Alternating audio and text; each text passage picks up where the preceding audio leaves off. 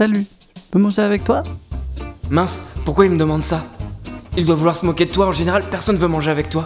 Non mais il a pas l'air méchant. Il a pas l'air méchant mais toi t'es quand même pas très à l'aise avec les gens. Si tu préfères, je peux aller manger tout seul. Mais s'il s'assoit là, je vais devoir lui parler et je sais pas quoi dire, moi je suis timide. Mais non, t'inquiète. En plus il est arabe, il doit vouloir me voler mon dessert. Quoi? Mais non, il a l'air sympa et en plus il a pas l'air arabe. Bon, ben, salut.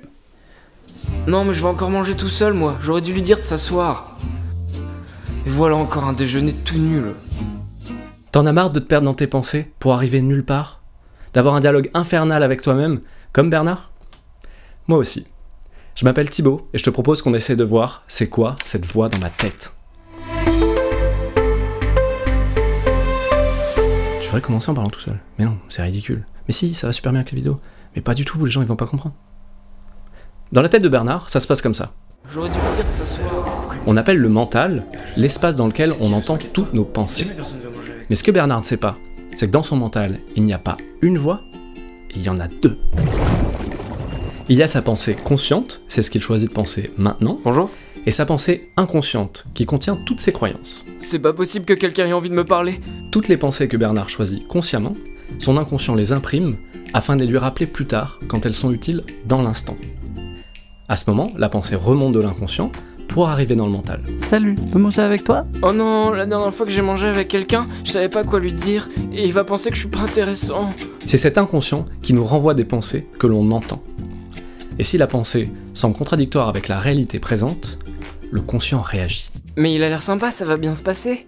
Ok, mais tu vas dire quoi? Et c'est là que commence le dialogue infernal dans notre tête. Ça tourne, ça tourne. Et si on fait pas attention, ça peut durer un bon moment. Mais comme Bernard ne différencie pas les deux voix, il s'identifie aux deux, et ça lui donne l'impression d'être schizophrène. Il sait pas quelle voix écouter, qui a raison, et ça le rend fou. Ok, mais tu vas dire quoi? Je sais pas, je parlerai de mon voyage à Bali. Tout le monde s'en fout de Bali. Ah oui, t'as raison. Sinon, je peux lui parler de ma mère. Mais tout le monde s'en fout de ta mère. Mais l'inconscient ne fait que répéter ce qu'avait d'abord choisi le conscient. Ça veut dire qu'il n'y a qu'une voix qui discute maintenant avec ce qu'elle avait choisi de penser avant. Ça veut dire qu'on est la même personne? Comme l'inconscient ne fait que remonter des pensées passées, il s'agit pas de se demander qui a raison, mais de remettre en cause la pensée.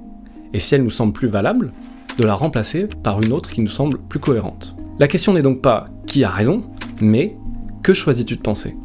En fait, je te propose de l'inviter à s'asseoir et puis on verra bien ce qui se passe. Ah ok, bah on a qu'à faire ça alors. L'inconscient imprime aussi des pensées extérieures auxquelles on accorde de l'importance. Donc quand tu parles à quelqu'un et que tu le crois, tu le laisses imprimer ton inconscient. Donc si on est jeune et qu'on croit tout ce que nous disent nos parents, ça peut donner ça. Les Arabes, c'est tous des voleurs! Plus tard, la pensée remonte, et son fils, qui croit que c'est la vérité, répète. Les Arabes, c'est tous des voleurs! Et si la pensée est jamais remise en cause, 10 ans plus tard, ça peut donner ça. Il va sûrement me voler mon dessert. Et même mon travail, si ça se trouve. Attends, mais pourquoi je pense ça, moi? Mais on peut choisir de penser ce qu'on veut. Et notre inconscient l'imprime, nous aidant à confirmer cette croyance. Donc tu peux choisir de penser « le monde est pourri ». Et tu vas voir en quoi le monde est pourri. Et tu vas dire aux autres « regardez, j'avais raison ». Mais tu peux aussi choisir de penser « le monde est merveilleux ». Et tu vas voir en quoi le monde est merveilleux. Mais tu vois bien que personne n'a raison. Il y a juste deux pensées différentes qui te font voir le monde différemment et te font ressentir des émotions différentes. Donc tu peux choisir de penser ce que tu veux.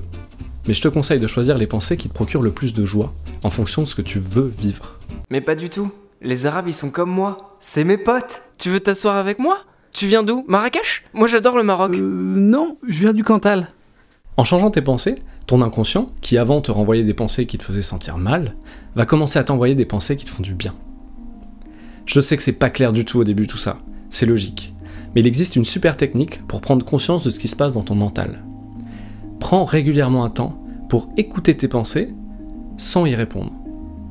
C'est comme si tu te plaçais derrière et que tu les regardais défiler sans réagir. T'en prends juste conscience, mais tu nourris pas le dialogue. Cette technique s'appelle la méditation, et tu peux trouver plein d'applications et de vidéos sur internet qui peuvent te guider pour commencer.